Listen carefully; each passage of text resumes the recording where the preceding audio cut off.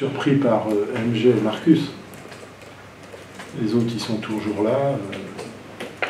On a toujours joué au basket. On ne retirera pas ça à cette équipe-là. On a toujours joué avec la bonne volonté. Mais des fois, on a manqué de rendement, d'efficacité individuelle. Mais sur le reste, j'ai jamais rien dit d'autre à cette équipe-là. Alors cette équipe-là, elle a vécu 3 semaines un peu compliquées, puisqu'il a fallu, après Antibes, gérer ce qui nous est arrivé avec la perte de Jerry, la perte de Graham Brown, 3 matchs à jouer, qui au final se jouent à une et deux possessions. Donc, encore une fois, beaucoup de frustration à un moment clé de la phase retour pour nous. Voilà, et là, on aura enfin su trouver des solutions à l'externe.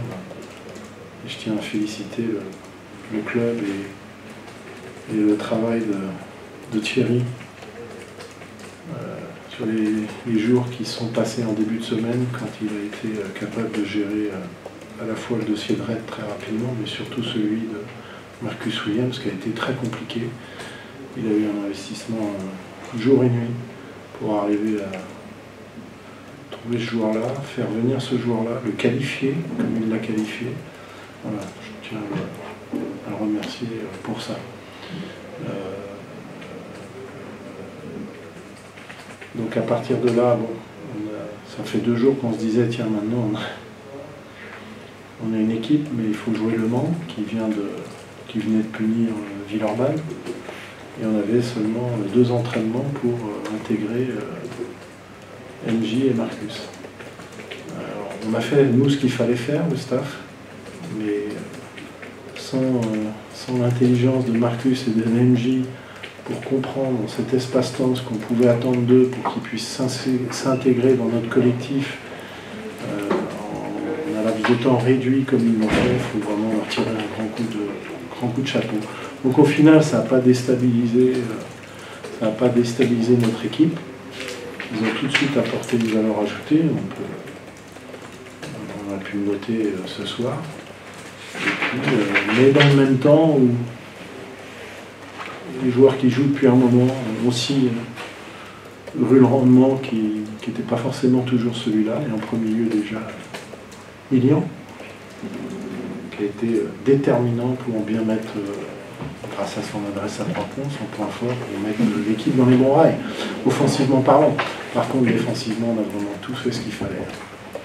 Et là, à ce niveau-là, défensivement, il faut vraiment aussi à MJ tirer un gros coup de chapeau, parce que croyez-moi, j'ai passé du temps pendant 2 jours pour lui expliquer, parce que c'est lui qui, je vous l'avais expliqué, qui est dans les fondamentaux défensifs le plus remis en question, être capable de faire ce qu'il a fait défensivement ce soir.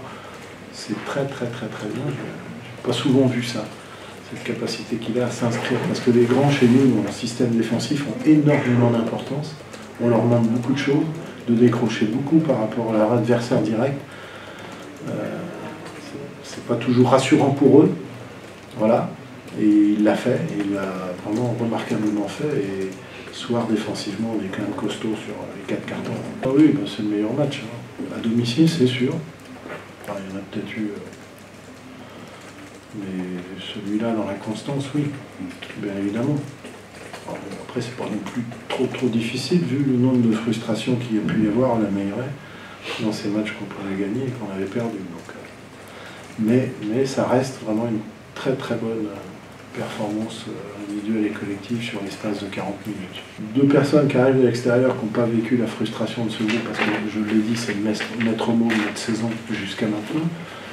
Parce que quand vous dites que logiquement, tout à fait objectivement, cette équipe-là pouvait gagner à minima 5 matchs de plus jusqu'à maintenant, et je suis gentil, et qui nous inscrirait dans la lutte au play-off, c'est quand même sacrément frustrant. Bon, même par nos responsabilités, bien évidemment, on ne va pas la rejeter. C'est la réalité de ce groupe-là. Donc il y a 2 joueurs qui arrivent de l'externe, qui ne sont pas impactés par ça. C'est pour ça qu'à un moment donné, il fallait recruter, quoi. Alors ça a été compliqué de recruter, parce que de chercher un arrière, ça fait longtemps qu'on le fait. Trouver le pivot, c'était Il y a eu beaucoup de propositions, peu de retours positifs. Mais bon, on va se dire qu'on est très content aujourd'hui d'avoir à la fois MG et Marcus avec nous pour finir cette saison-là. Eux, la frustration, elle n'est pas là. Alors, c'est d'autant doublement positif que ça commence, eux, leur première par une victoire. Donc eux, ils ne vont pas comprendre. Je ne vais d'ailleurs pas leur expliquer ce qui s'est passé par le passé, parce que je ne voudrais pas trop les déstabiliser. Marcus, il est tranquille. On va le laisser être tranquille.